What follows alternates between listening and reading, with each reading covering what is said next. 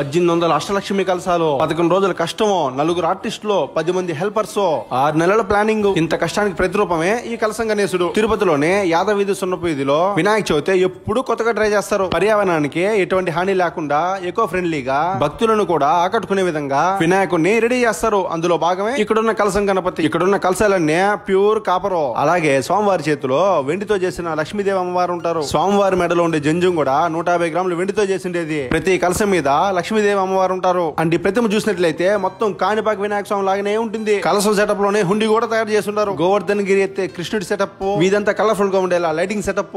ఏందన్నా దీని వెనక ఉండే కథ అని అడిగితే వినాయక చవితి అంటే ఉత్సాహం, ఆ ఎనర్జీ అందరూ ఫీల్ అవ్వాలి, నేచర్ కూడా బాగుండాలి, జనాలు కూడా కొత్త అనుభూతి పొందాలి. అందుకే ఇంత కష్టపడి ఖర్చు పెట్టి మరి చేస్తున్నామని ఆర్గనైజర్స్ దయాసాగర్, లోకేష్, బాలాజీ, రాజేష్, గంగాధర్ గారు తెలిపారు. నిమజ్జనం గురించి కదా మీ డౌట్.